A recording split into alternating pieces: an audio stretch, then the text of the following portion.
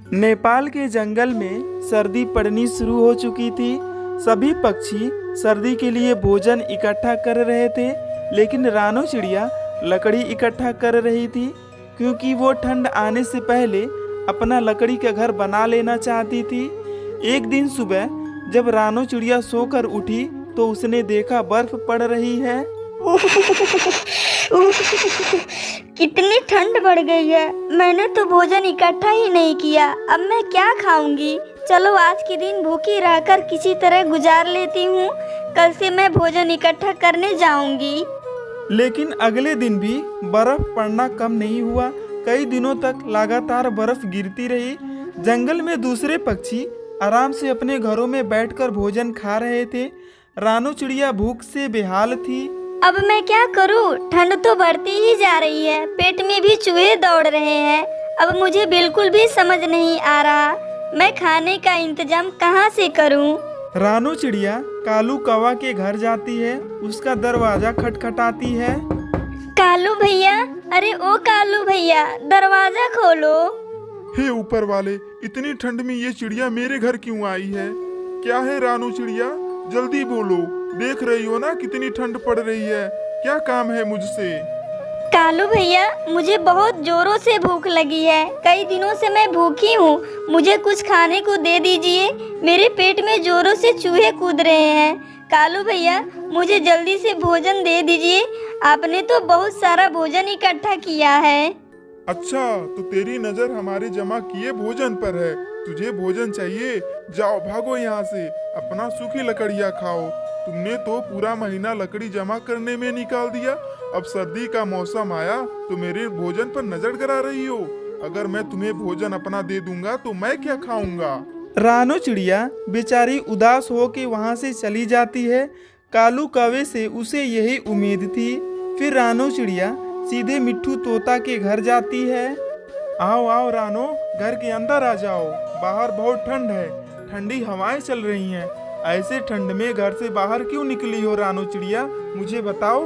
मुझे थोड़ा भोजन दे दो, बहुत जोरे से भूख लगी है, जंगल में कहीं भोजन नहीं मिल रहा है। लेकिन रानो चिड़िया, तुम्हें तो पता है हर ठंड में जंगल में भोजन की कमी हो जाती है, फिर तुमने पहले से भोजन इकट्ठा क्यों नहीं किया?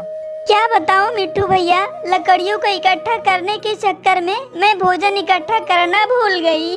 कोई बात नहीं रानो, मेरे पास बहुत सारा अनाज है। ये अनाज की एक बोरी आप अपने साथ ले जाएं और भोजन की जरूरत पड़े तो दोबारा आ जाना, और अगली बार लकड़ियों के साथ साथ अनाज भी इकट्ठा करना मत भूलना।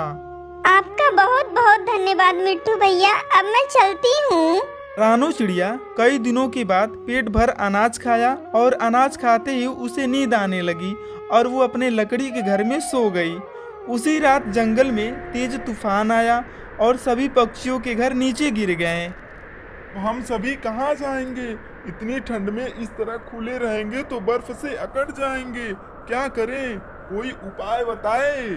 मैंने देखा है रानो चिड़िया ने लकड़ियों का मजबूत घर बना लिया है, अब वो आराम से अपने लकड़ी के घर में सो रही है। इस भयंकर तूफान में केवल रानो चिड़िया का घर ही सलामत बचा है। तभी बुलबुल चिड़िया बोल पड़ती है, तो हम सब चलते हैं रानो चिड़िया के लकड़ी के घर में रहने के लिए। नहीं नहीं, वो रानो चिड़िया अपने घर में क्यों रहने देगी? हमने तो उसे भोजन देने में मना कर दिया था जब वो हमारे पास भोजन के लिए मांगने आई थी। वो सभी बातें कर ही रहे थे, तभी रानो चिड़िया वहाँ आ जाती है।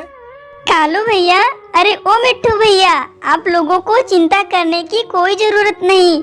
जैसे मुझे पता चला कि आप लोगों का घर तूफान में उड़ गया, मैं आप सबको लेने के लिए आई हूँ। मेरे लकड़ी के घर में बहुत जगह है, सब आराम से रह सकते हैं, और मेरा लकड़ी का घर अंदर से बहुत गर्म है।